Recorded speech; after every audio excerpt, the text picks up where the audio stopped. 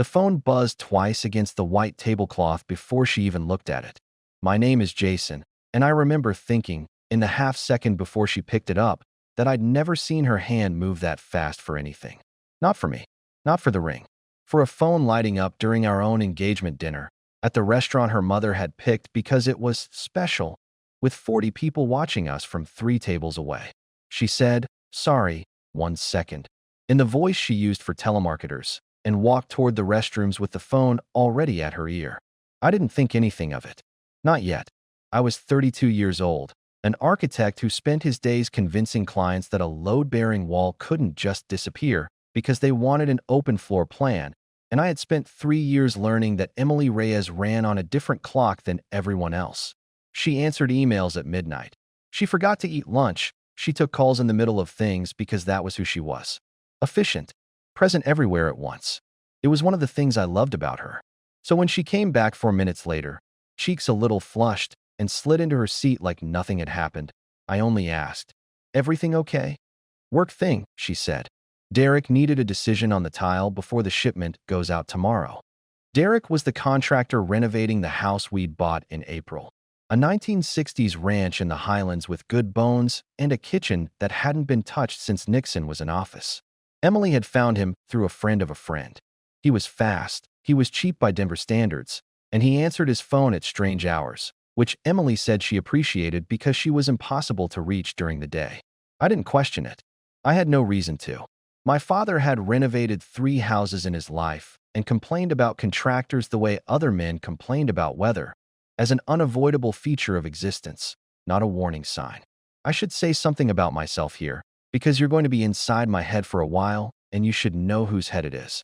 I am, by nature and by training, a person who solves problems by looking at the load-bearing structure first and asking questions about the paint colors later. I trust blueprints. I trust math.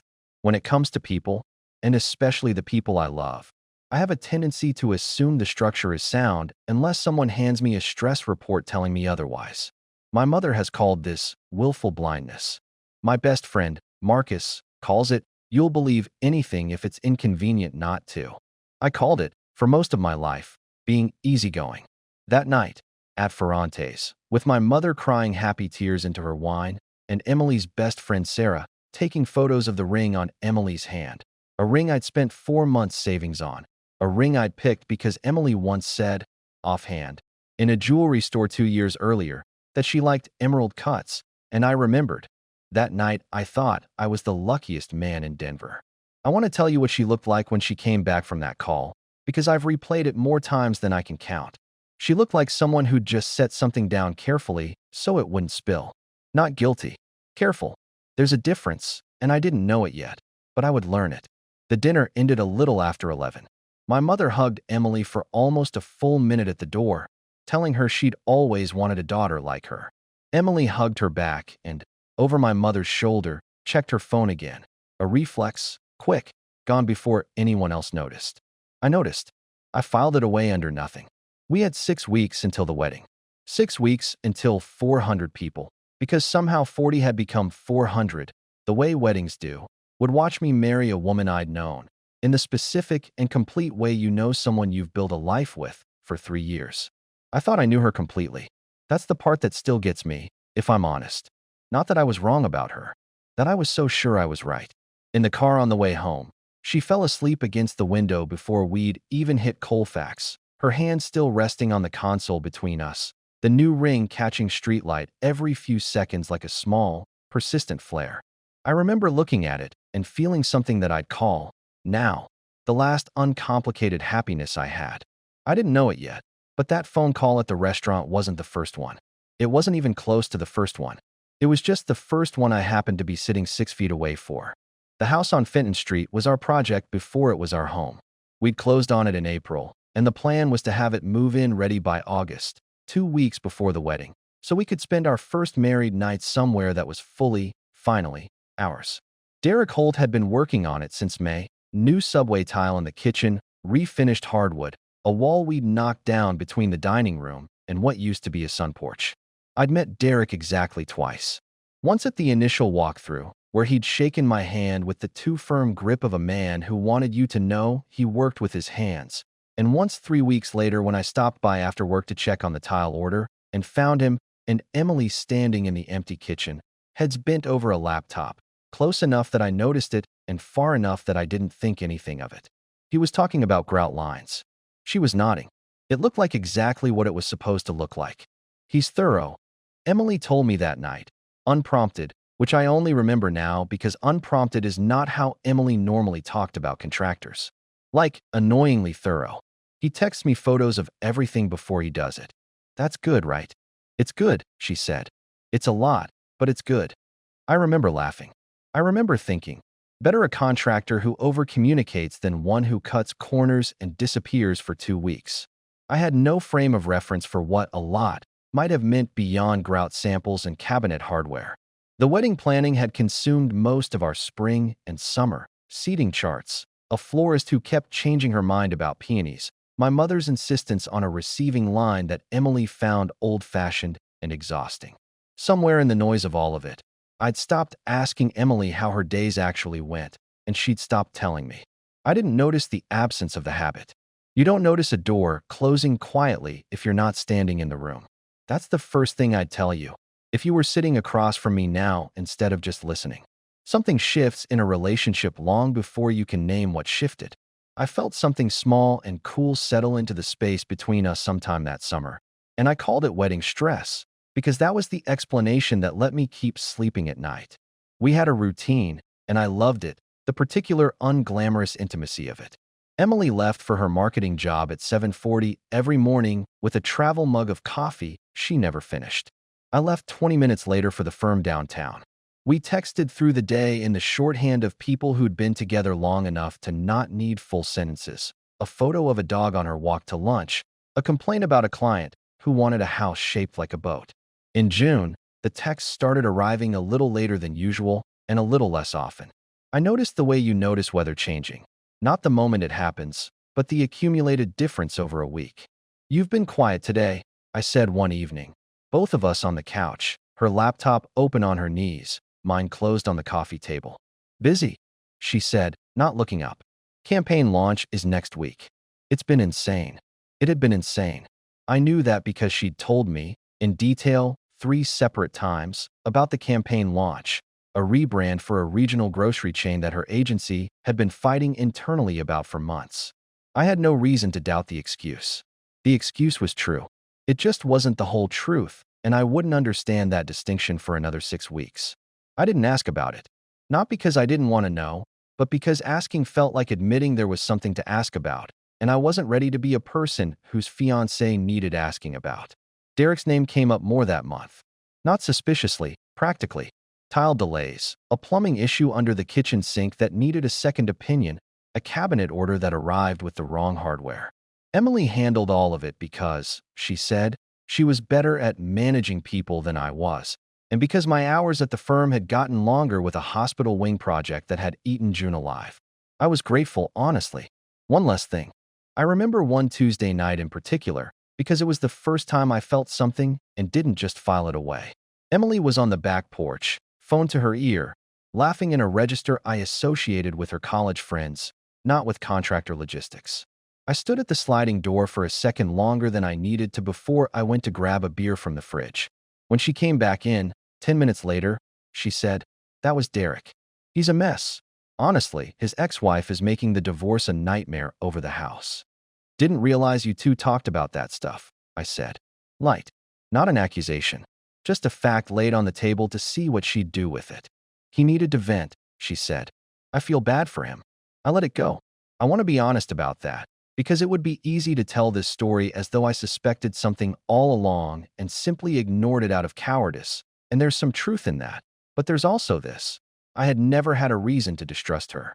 3 years, no red flags. A woman who called me during her lunch break just to tell me she'd seen a dog that looked like the one we wanted to get someday. When you build a picture of someone out of 1,000 small proofs of good faith, one strange laugh on a back porch doesn't undo it. It just sits there, a data point without a category yet. I didn't ask about it again. I want to stop here for a second. If you've ever caught yourself deciding not to ask a question because some part of you already suspected you wouldn't like the answer, you already know exactly what that felt like. The bachelorette party was the first weekend of July. Sarah organized it, a cabin trip up near Estes Park with 6 of Emily's college friends. I dropped her off Friday afternoon, kissed her goodbye in the driveway, and didn't think about it again until Sunday, when she came home a full 6 hours later than planned, hair still damp from a shower. She said she'd taken it Sarah's place to wash the mountain off. Good time? I asked. Exhausting, she said, and something in the word landed wrong, though I couldn't have told you why at the time. Exhausting wasn't a word she usually used for fun. She dropped her bag by the door and went straight to the shower again, even though she'd just showered, she said, at Sarah's. I noticed. I didn't ask.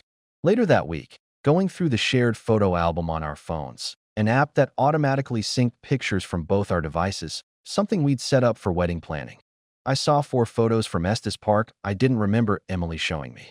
Women laughing around a fire pit, a lake, a hiking trail. Nothing wrong with any of it.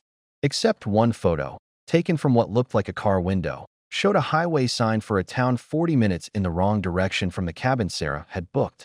I looked at it for maybe 10 seconds. Then I told myself it was probably a detour, a gas station stop. Nothing. I closed the app. I didn't think about it again for 3 days, and when I did think about it again, it was because of something else entirely, a receipt. It was sitting on the kitchen counter, folded in half, from a boutique hotel in Boulder, dated the Saturday of the bachelorette weekend. I picked it up before I registered what I was doing, the way you pick up any piece of mail that isn't yours out of habit. What's this? I asked when Emily walked in. She took it from my hand almost before I finished the sentence. Sarah's, I think. She must have left it in my bag. A beat. Then, we drove through Boulder for lunch on the way back. I bet it fell out of her purse into mine. It was a reasonable explanation delivered a half-second too quickly, and I want to tell you that I caught the half-second, that some part of my brain flagged it as wrong even as I nodded and let it go. I did notice. I told myself I was being paranoid, that wedding stress makes people see things that aren't there, that a receipt in a shared bag from 2 friends who'd spent a weekend together meant nothing. I didn't know it yet, but that receipt wasn't the last thing that would surface that summer with an explanation attached a half-second too fast. I want to stop here for a second, because I think about this part of the summer more than almost anything else that happened later. If you've ever had the sense that something in your life had quietly changed shape while you were looking the other way, not a single dramatic moment, just an accumulation of small, explainable things, you already understand what those weeks felt like from the inside. You don't see the pattern while you're living it. You only see the individual pieces, and every single piece has a perfectly good reason attached. August arrived, and with it, the final push before the wedding. The house needed to be done in 2 weeks. My mother needed a final headcount, and Emily's hours at work somehow got longer, not shorter, as the date approached. I told myself this was normal. Everyone said the month before a wedding was chaos. Derek finished the kitchen the 2nd week of August. I stopped by on a Thursday evening to see the new counters and found Emily there alone, sitting on an overturned paint bucket in the half-finished dining room, scrolling through her phone with an expression I hadn't seen on her before. Not stress, not excitement. Something closer to dread, gone the second she saw me in the doorway, replaced instantly by a smile that arrived 1 beat too late to be automatic. Just checking on the punch list, she said, standing up fast enough that the bucket wobbled. I looked around. There was no punch list in sight. There was just her and her phone, face down on the counter the moment I walked in. A small motion, quick, deliberate, the kind of thing you'd only notice if you were already, somewhere underneath the version of yourself that trusted her completely, starting to watch. I didn't say anything. I picked up a paint chip from the counter and asked her opinion on it, and she gave one. And we left together 20 minutes later, and in the car she reached over and took my hand and said she couldn't wait to actually live there, and I believed her, because believing her cost me nothing and the alternative cost everything. That night, lying in bed, I found myself running through the summer, the calls, the receipt, the highway sign in a photo, the face-down phone, not as isolated moments anymore, but as a shape. I didn't have proof of anything. I had a feeling, formless and unwelcome, that I told myself was insecurity, because insecurity was survivable and the other thing wasn't something I was ready to name. I didn't know it yet, but in 11 days, at our own engagement dinner, that feeling was going to get a face and a name, and I was never going to be able to unhear the 4 minutes that followed it.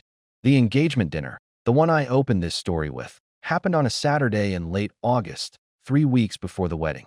It was supposed to be a celebration, a formal toast in photos version of an engagement we'd already been living for 8 months.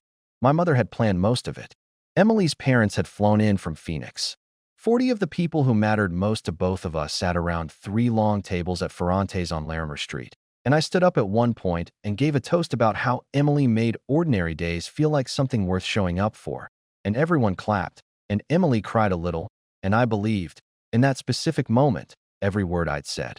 Then her phone buzzed twice against the tablecloth, and she looked at it with an expression that flickered, just flickered, before she caught herself and said, "Sorry, 1 second. I've already told you what happened at the table. What I haven't told you is what happened in the hallway outside the restrooms, because I followed her. Not out of suspicion, not consciously.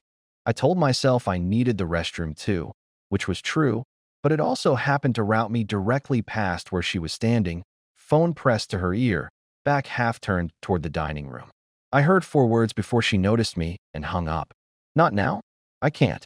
Her voice was low, urgent, the tone of someone managing a fire, not fielding a work question about tile.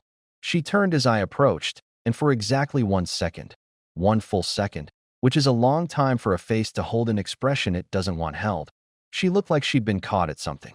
Then it was gone, replaced by the easy, practiced smile. "Work emergency," she said. I swear, I picked the worst week to be needed by everyone. "Everything okay?"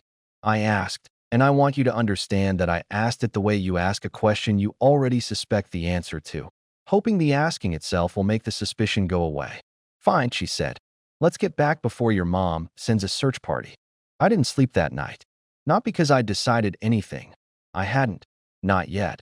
But because "not now, I can't" is not a sentence people say to a tile supplier. And some part of me that had been quiet all summer was suddenly, uncomfortably, awake. I want to be honest about the days that followed, because I did something in them that I'm not proud of, and I think you should know it. Because a man telling you a story where he's the only one who behaved well isn't telling you the whole story. I started checking. Not confronting, checking. I looked at the shared photo album again, more carefully this time, and found 6 more photos over the summer that Emily hadn't specifically shown me. Nothing incriminating on its face, but present, accumulating, a paper trail of a life running slightly parallel to the one I thought we shared. I looked at the house renovation invoices Derek had sent, and noticed that several of them were time-stamped for hours well past any reasonable work discussion. 11:40 p.m., 12:15 a.m., with subject lines like "quick question," that, when I searched my email for Emily's forwards of them, I couldn't find. She'd been handling those communications entirely outside anything that reached me. I didn't say any of this to her. I told myself I needed more before I said anything. That accusing her wrongly 3 weeks before our wedding over a handful of ambiguous data points would be its own kind of betrayal, of trust, of the version of us I still, somewhere, wanted to believe was intact. Looking back now, that was the moment I should have simply asked her the question directly instead of building a case like a man preparing for a courtroom. I was afraid of what an honest conversation would cost me. So instead I collected evidence in silence, telling myself it was due diligence. It wasn't due diligence. It was fear wearing due diligence as a disguise. There's a woman in this story I haven't properly introduced, Sarah, Emily's maid of honor, her closest friend since college, the one who'd organized the bachelorette trip and taken 40 photos of Emily's ring the night we got engaged. Sarah had been strange around me for about 2 weeks by that point, in a way I'd noticed and, true to form, filed away without examining. I ran into her at a coffee shop near my office on a Tuesday, an accident of geography, both of us there on lunch breaks that didn't usually overlap. She looked like she wanted to be anywhere else. "How's wedding stuff?" I asked, making conversation. "Good," she said, too fast, eyes somewhere over my shoulder. "Really good. You guys are going to have such a beautiful day. You okay? You seem off." "I'm fine. Work's been a lot." She checked her phone, an obvious excuse to end the conversation, and said she had to run, and left half her coffee on the table. I didn't think much of it in the moment. Everyone was stressed that August, but 3 days later, going through my own memory of small strange things, I placed it correctly for the first time. Sarah wasn't stressed. Sarah was hiding something, and whatever it was, it had made her unable to look me in the eye. I called her that evening, and she didn't pick up. I texted, something casual. Hey, everything okay the other day? You seemed weird. And she left it on read for 6 hours before responding with, yeah, just tired. Sorry, smiley face. Which was, I understood even then, not an answer at all. 2 weeks before the wedding, the final walkthrough happened at the house on Fenton Street. Derek's crew finishing the last of the trim work. Emily and I both there to sign off on the punch list.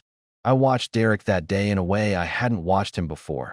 The way you watch anything once you've decided, even unconsciously, that it might matter. He was careful around Emily in a specific way. Not overly familiar, not obviously anything, but careful, the way you're careful with something you don't want to break or expose. At one point, he handed her a paint sample, and their fingers touched for a half-second longer than the transfer of an object required. I saw it. I don't know if either of them noticed I saw it. I said nothing. That night, I lay awake next to her, and for the first time all summer, the question crystallized into something I could actually name, even if I still wasn't ready to say it out loud. I thought my fiancé might be having an affair with the man renovating our house, and I had no idea, if that was true, how long it had been going on, or how I was supposed to walk down an aisle in 14 days not knowing. I didn't know it yet, but I wasn't going to have to wait 14 days. I was going to have to wait 4. I told myself I needed something undeniable before I said a word. Not a look, not a receipt with a plausible story attached, not a half-second of eye contact between two people over a paint sample. Something I could put on a table and say, this is what happened, and I need you to explain it to me, because I don't think you can. I started with the photo album. I went back through 11 months of synced pictures, most of them innocent, wedding planning, dinners with friends, the kind of documentary evidence that any couple accumulates. And I found, buried in June, a screenshot Emily had apparently taken of a text conversation and then, oddly, saved to her camera roll instead of just leaving in the thread. I don't know why she saved it there instead of deleting it outright. Maybe she meant to and forgot. Maybe some part of her wanted a version of it to exist somewhere she could look at later. People do strange things with the evidence of their own choices. I've come to believe that's true. The screenshot showed 6 messages, the sender's name cut off at the top of the frame, but the content wasn't ambiguous. I keep telling myself this is the last time, and then it isn't. One message read. Another, he can't ever know. I need you to promise me that. A third, sent late, time-stamped 1:14 a.m. I love him. That's the part nobody would believe if I said it out loud, but I do. I sat with that screenshot open on my phone for 11 minutes before I could make myself close it. Not because it told me something I hadn't already suspected, but because seeing it in her own handwriting, her own words, not a rumor, not a maybe, moved the thing from a fear I could still argue myself out of into a fact I couldn't. I didn't confront her that night. I told myself I needed to know who. I told myself that mattered, though if I'm honest, I think some part of me needed a few more hours of not knowing before the not knowing became impossible. The plumbing invoice gave me the rest. Derek's company sent monthly billing summaries to the joint email account Emily had set up for house expenses, an account I technically had access to but almost never checked, since Emily managed the renovation logistics. I logged in on a Wednesday night while she was at a work dinner, telling myself I was checking on the final invoice before the wedding, which was even true. It just wasn't the only reason. Buried in an August summary, alongside line items for tile and cabinet hardware, was a note Derek had apparently meant to send from a personal account and had misdirected, by one wrong click, into the business thread. Can't stop thinking about Saturday. I know we said we'd cool it until after the wedding, but I don't think I can. Call me when you're alone. Saturday. The bachelorette weekend. The highway sign 40 minutes in the wrong direction. The hotel receipt from Boulder that Sarah supposedly left in her bag. I sat at our kitchen table, the kitchen Derek had built, in the house Derek had spent 4 months walking through with my fiancé, with his hands on the same counters where I now sat holding my phone like it weighed 40 pounds. And I understood, all at once and completely, that I had spent an entire summer collecting small, explainable pieces of something that had never needed explaining. It had simply needed noticing. I didn't cry. I want to say that clearly, because I think people expect this to be the moment a man breaks, and it wasn't. It was quieter than that. Something in me went very still, the way a house goes still right before a storm, All the birds gone silent at once. I called Marcus, my closest friend since college, at 9 that night, and I told him everything.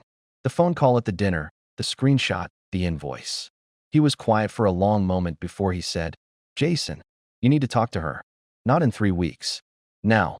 "I know," I said. "I just need one more day."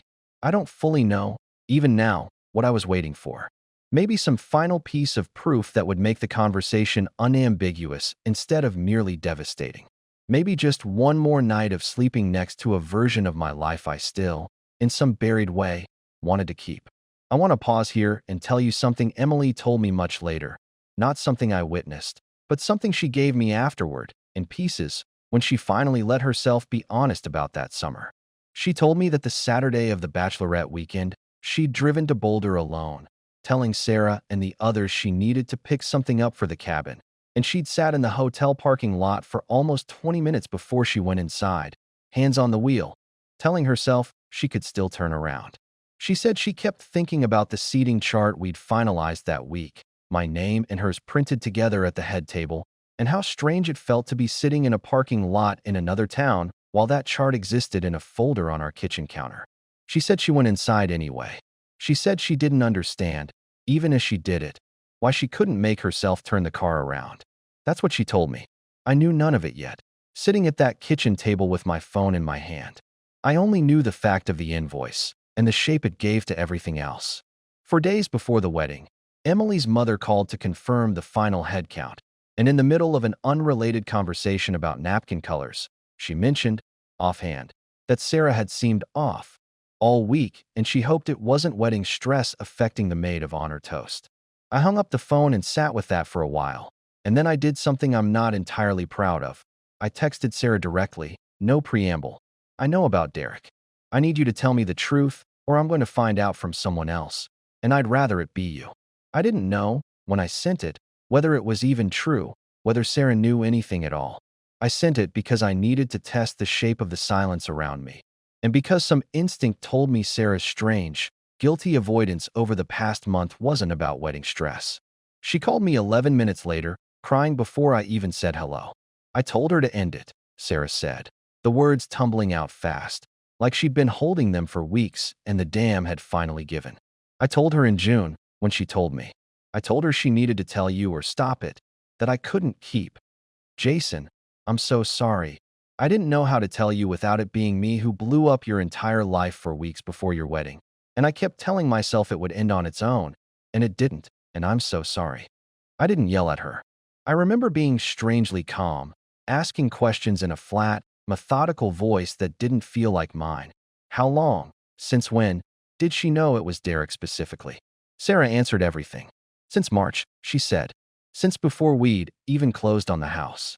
It had started, she thought, with him fixing something at Emily's request during an early walkthrough.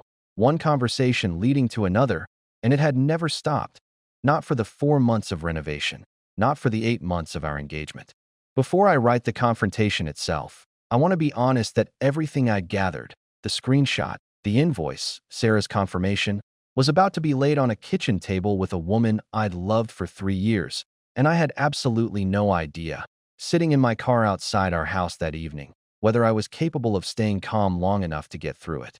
I didn't know it yet, but 4 days from our wedding date, the calm I'd been holding on to for a month was finally going to break, in a kitchen that Derek had built, in front of the woman I'd built everything else with. I waited until Sunday night, 4 days before the wedding, because I needed her alone and because some coward's logic in me wanted one more ordinary evening before everything changed. Takeout containers on the counter, a show neither of us was really watching, her feet in my lap on the couch like any other night in the last 3 years. I turned the TV off with the remote, and she looked at me, confused, already sensing something in the abruptness of it. "We need to talk," I said. "About Derek." I watched her face for the half-second flicker I'd learned to recognize all summer, and this time it didn't recover into a smile. This time it just stayed, the flicker becoming the whole expression, frozen, a woman watching a wall come down that she'd spent months bracing against without ever quite believing it would actually fall. I laid it out for her, one piece at a time, the way I'd rehearsed it in the car without meaning to rehearse anything. The phone call at our engagement dinner, The words I'd heard in the hallway. The screenshot from June. The misdirected email in the August invoice thread. Sarah's confession that afternoon. Since March, she said, since before we even closed on the house. I want to tell you what happened in my body while I said all of this, because it matters more than what I said. My voice held for the first 2 pieces of evidence. By the third, the invoice, Derek's own words, can't stop thinking about Saturday. Something started sweating through my composure that I couldn't stop. My hands, resting on my knees, gripped down hard enough that my knuckles went pale. My voice cracked on the word invoice and didn't fully come back. I sat down harder than I meant to on the arm of the couch, and I didn't try to stop what was happening to my face, because by that point I couldn't have if I tried. This is not weakness. I understand that now in a way I didn't understand it that night. This was a man having something pulled out of his chest in real time, in a house that had been supposed to be the start of something, and there was no dignified way to hold still through it. Emily didn't move. That's the thing I keep coming back to, more than almost any other detail of that night. She sat across from me, hands folded in her lap, and she didn't cry, didn't deny it, didn't reach for me or explain herself or ask how I found out. She just looked at me, very still, and said, yes, it happened. 4 words. No elaboration. No request for forgiveness. How long? I managed, my voice barely holding the shape of a sentence. Since March, she said. Sarah told you that already, I assume. I nodded, unable to add anything to it, and the silence between us stretched long enough that I heard the refrigerator cycle on in the kitchen, an ordinary domestic sound that felt obscene in that moment. That's it, I finally said. Since March. Yes, it happened. That's what I get. What do you want me to say? She said, and it wasn't defensive, not exactly. It was flat, exhausted, the voice of someone who'd run out of energy for performing anything, including grief. I'm not going to lie to you and say it meant nothing, because you'd know that was a lie, and I'm not going to cry and beg you to forgive me, because I don't think either of us would believe it. I felt something in my chest that I can only describe as the floor of my composure finally giving way completely. My breath went ragged. I put my face in my hands, elbows on my knees, and for a while I couldn't speak at all. She didn't move to comfort me. She didn't move away, either. She just sat there, hands still folded, watching me come apart in the living room of the house we were supposed to move into together in 2 weeks, and her stillness, the sheer, unmoved quality of it, did something to me that felt almost worse than tears would have. If she'd cried, I could have told myself she was still fighting for us. Her stillness told me, more clearly than any confession could, that some part of her had already left this a long time before I found the invoice. Why? I finally asked, when I could talk again. Just why? I need you to tell me everything. Not the summary. Everything. She was quiet for a long moment, looking somewhere past me, and then she said, okay, in a voice that had changed, not colder, but more resolved, like a woman finally setting down something she'd been carrying alone for 5 months. What she said next, she said almost without stopping, in long unbroken stretches, and I want to give it to you in her own words, because it wasn't my story to tell for her. It started with something so small I almost can't believe it now, she said. It was March, early on in the renovation, and I was standing in the kitchen, the old kitchen, before any of the work started, and I was crying. Not about you. Not about us. I was crying because I'd just gotten off the phone with my mom, and she'd asked, for maybe the 10th time that month, if I was excited about the wedding, and I said yes, and I meant it.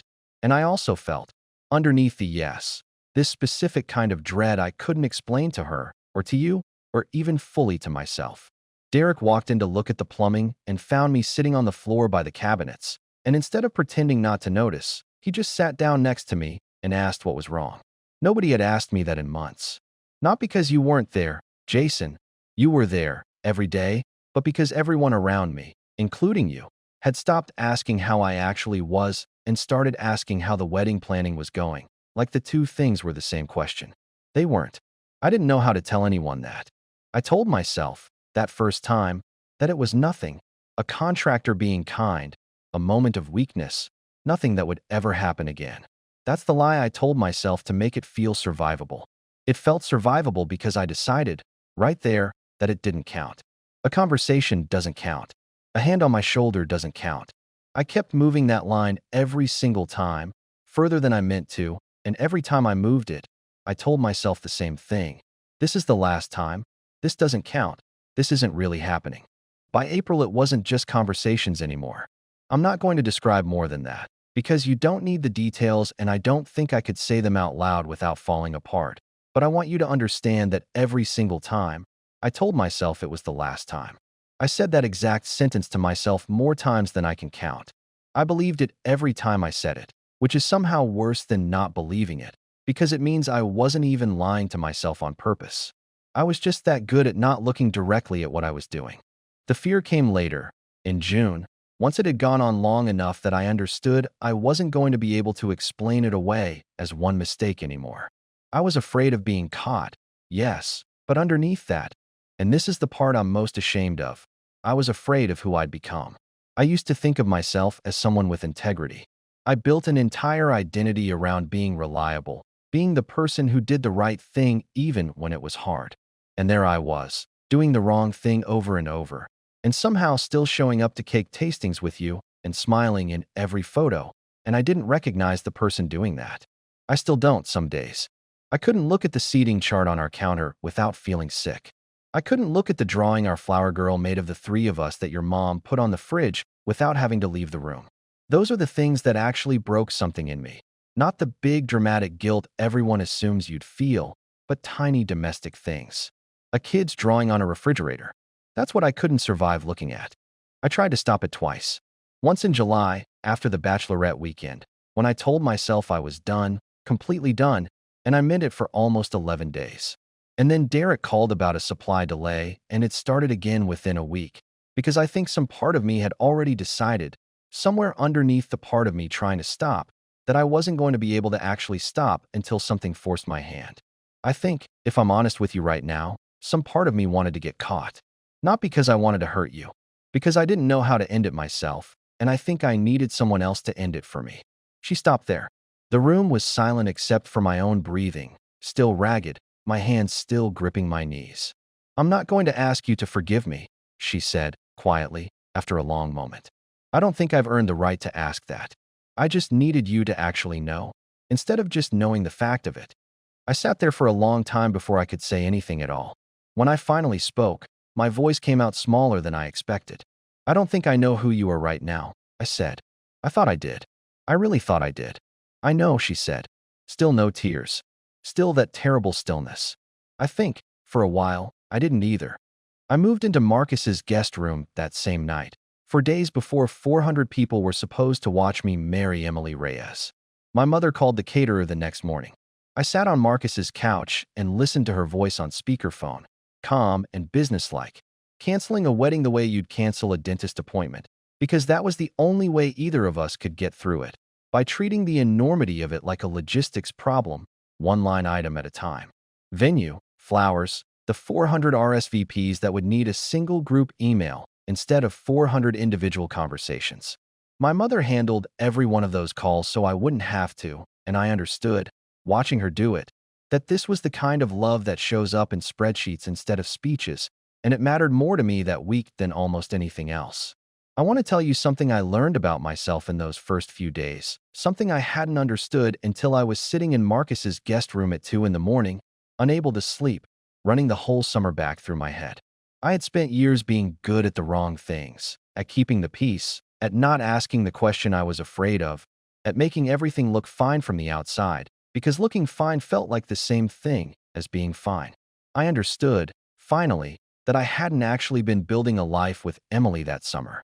I'd been maintaining the appearance of one, filling in the silences with my own hope instead of asking her to fill them with the truth. That's not a flaw unique to me. I think most people do some version of it, but I'd never seen it in myself so clearly as I did in that guest room, replaying 4 months of small, dismissed signals. The house on Fenton Street went up for sale within 3 weeks.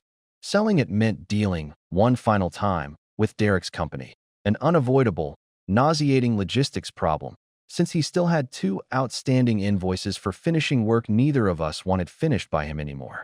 I hired someone else to complete the trim and paint at my own expense, rather than let his signature remain on a house I was about to sell out from under the marriage it had been built for. I found out, secondhand, through Marcus, who'd heard it through a mutual friend who worked in the same industry as Derek, that Derek's business took a real hit that fall. Not because of any scandal that reached his clients, but because his personal life fell apart in a way that made him unreliable for a few months, and a contractor who's unreliable in Denver's renovation market doesn't stay busy for long.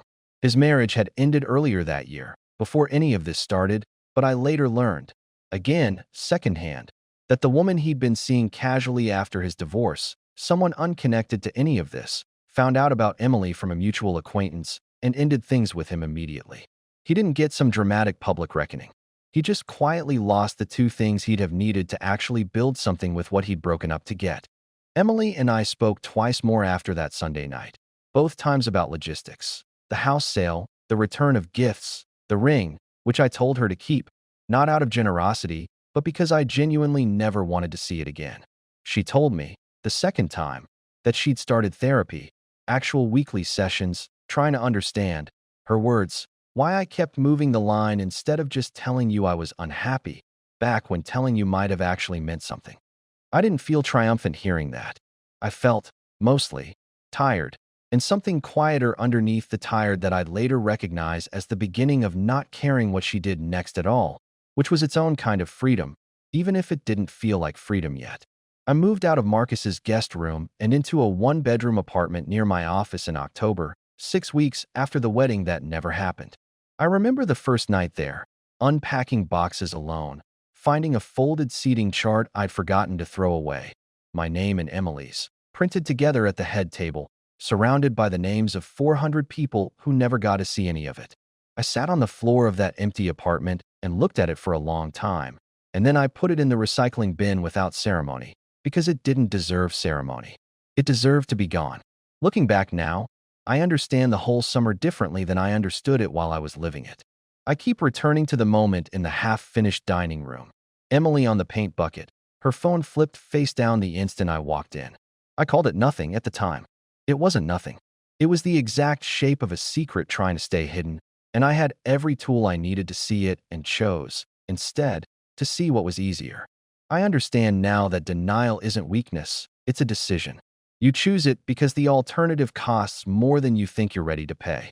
I paid it anyway, eventually, whether I was ready or not. Everyone does, eventually. The only choice is whether you pay it on your own terms or someone else's. I started sleeping through the night again sometime in November. I'd forgotten what that actually felt like.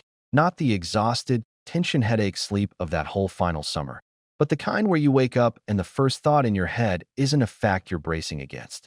I could have stayed angry for a long time. Some part of me wanted to, but I found, somewhere around the holidays, that I didn't have the appetite for it anymore. I chose to let it go, not because Emily deserved my peace, but because I did. I wasn't the same man who'd sat frozen on that couch 4 days before his wedding. I was quieter now, more careful with what I assumed about people, but also, and this surprised me, steadier. More myself, in a way I hadn't been in years, because I'd stopped performing a version of calm I didn't actually feel and started letting myself actually feel things, even the ugly ones, out loud, to the people who mattered. By spring, I'd started seeing someone new. Nothing serious yet, just dinners, the tentative shape of something that might become real. I didn't rush it. I'd learned, the hard way, what happens when you build something on top of feelings you never let yourself name. I still think about the seating chart sometimes. Not with grief anymore. Just as a fact about a life I used to be planning, before I found out it had never fully existed the way I thought it did. There's a particular kind of quiet that comes with finally understanding something you spent months refusing to see. Maybe you know it. I hope, if you're carrying something like that right now, you find your own version of the moment I found. Not the confrontation itself, but the morning after, when you realize the weight you'd been carrying without naming it is finally, quietly gone. The most painful detail in this entire story isn't the affair itself. It's that Emily kept a screenshot of her own guilt instead of deleting it, as if some buried part of her wanted to be found before she could find the courage to end things herself. That single detail says more about self-sabotage and the limits of self-deception than any confrontation scene could. People rarely plan their own undoing consciously. They leave the evidence of it lying around because some fractured part of them is quietly asking to be stopped. What this story ultimately reveals is less about betrayal and more about the slow erosion of honest communication long before any affair begins. Jason's blind spot wasn't gullibility. It was a lifelong habit of avoiding hard questions because the not knowing felt safer than confirmation. Emily's affair didn't start with attraction to Derek. It started with a marriage-adjacent life so busy performing its own happiness that neither partner made room to ask the other how they were actually doing. That vacuum is where Derek's attention landed, not because he was extraordinary, but because he simply asked a question nobody else had asked in months. There's also something worth sitting with in how differently Jason and Emily each metabolized the same summer of secrecy. He built a private case file, hoping never to need it. She built an entire second self, hoping never to need to explain it.